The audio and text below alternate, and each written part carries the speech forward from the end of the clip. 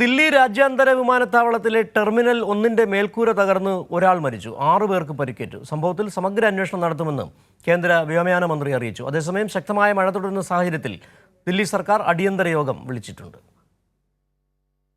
ഇന്നലെ മുതൽ തുടരുന്ന കനത്ത മഴയിൽ ദുരിതത്തിലാണ് രാജ്യതലസ്ഥാനം. ശക്തമായ മഴയിൽ ദില്ലി രാജ്യാന്തര വിമാനത്താവളത്തിലെ 1-ാം ടെർമിനലിന്റെ മേൽക്കൂര തകർന്നു വീണ ഒരാൾ മരിച്ചു.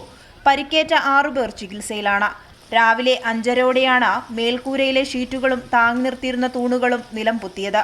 കേന്ദ്ര വ്യോമയാന മന്ത്രി റാം മോഹൻ നായിഡു സ്ഥലത്തെത്തി സ്ഥിതിഗതികൾ വിലയിരുത്തി.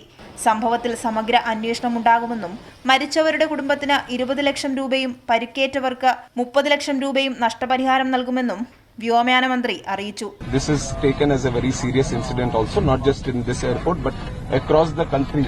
Any airports that are with similar structures, we will have to go through them all again, and we will do a thorough checking of all the necessary airports that can come under our purview, and we'll take the necessary report. Compensation has also been announced, 20 lakh for the deceased and also for the injured 3 lakhs. അതേസമയം March 10-ന് ഉദ്ഘാടനം ചെയ്ത terminal തകർന്നതിൽ മോദിക്കെതിരെയും കേന്ദ്ര സർക്കാരിനെതിരെയും കടുത്ത വിമർശനമാണ് ഉയരുന്നത്.